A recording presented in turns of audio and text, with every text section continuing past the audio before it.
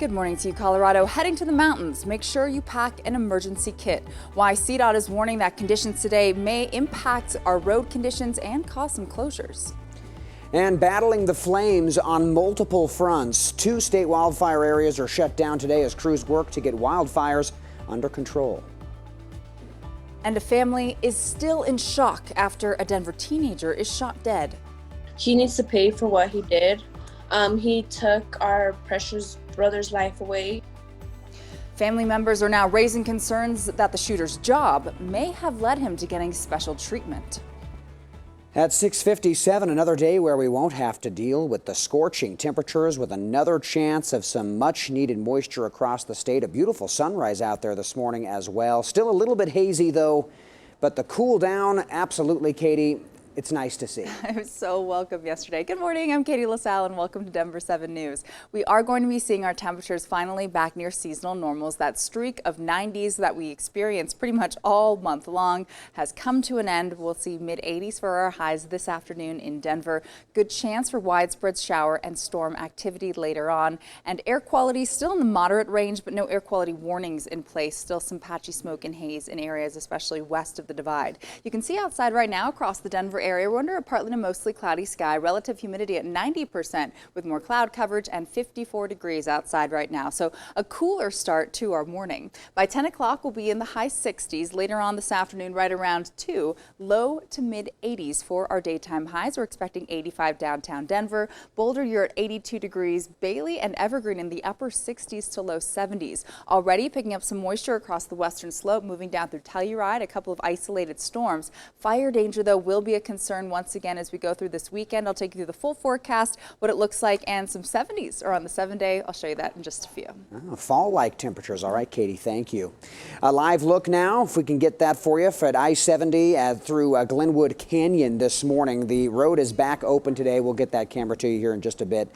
After the Grizzly Creek fire just kept it shut down for more than a week. The flames may be under control right now, but the forecast has CDOT warning that more closures are possible today. We'll just have to wait and see. Denver7 Sean TOWLE is live for us this morning. And Sean, this has to do with increased levels of possible rock and mudslides. Yeah, that's right, Eric. I mean, Katie just mentioned that there's weather forecast is calling for the potential of rain both today and tomorrow, and that could create a lot of issues on I-70. The burn scars in the Glenwood Canyon from the Grizzly Creek fire mean mudslides are more likely. A spokesperson for CDOT told me the day they opened the highway back on Monday that it wasn't a matter of if, but when mudslides would occur, and when could very likely be this weekend. CDOT is keeping equipment in the canyon for this exact purpose. Ongoing repairs by Xcel to power poles will also likely require closures today as well. The main area we're talking about is between the Hanging Lake tunnels and the No Name tunnel out on I-70. This is the stretch where repair work is still going on due to the fire and where many burn scars still remain. And CDOT advises travelers to bring an emergency kit traveling through the canyon. They also say prepare to plan an alternate route if you want to go out that way, and just check the forecast to make sure that it's not raining and the potential for mudslides is in effect. Back to you guys. Great reminders. Thank you so much, Sean. And firefighters, they're making progress on the Grizzly Creek fire near Glenwood Canyon. This morning, it is now 71% contained. So far, an area of more than 50 square miles has been affected, but Colorado's firefighters are getting some backup. A team of 60 from Alaska arrived last night, ready to help battle the flames. Everybody comes up there to help us. We come down here. It's kind of, the way the nation works. We all go around as firefighters to whoever needs our assistance. And the crews from Alaska will help out at the Grizzly Creek and Cameron Peak wildfires. And a wildfire burning in the south of our state shut down 2 state wildlife areas. CPW says it closed the Lake Dorothy and James and John areas as a safety precaution. The East Fork fire started a week ago due to a lightning strike. And here's a look at where we stand right now with wildfires in Colorado. The Pine Gulch fire near Grand Junction is now the largest in state history at more than 139,000 acres. That is bigger than Denver. It is 77% contained this morning. Crews still have a lot of work ahead of them, though. They're expecting 30-mile-per-hour wind gusts in the area on Monday. We have some breaking news this morning. One person is dead after a destructive two-car crash in Denver. It happened in the Highlands area. This was late last night. It all happened just before midnight near 30th and Zuni. And you can see from this video here, a pretty bad accident. That car's really mangled. Officers say one person died here. Now police are trying to figure out whose fault it was. Rallies yesterday brought demonstrators to the streets of Denver and cities across the country to commemorate the 57th anniversary of the March on Washington and Martin Luther King's iconic I Have a Dream speech. In Civic Center Park, a 12-hour rally commemorated the movement. An earlier rally in City Park featured speakers who said there is still so much work to be done in the fight for equality. One mother who lost her teenage son to violence shared her own heartfelt plea. We got to come together and figure out how to way to change these laws on these juveniles. Make a pledge to the gun. A responsibility. If you hold a gun in your hand, you better be ready for the consequences on whatever happens.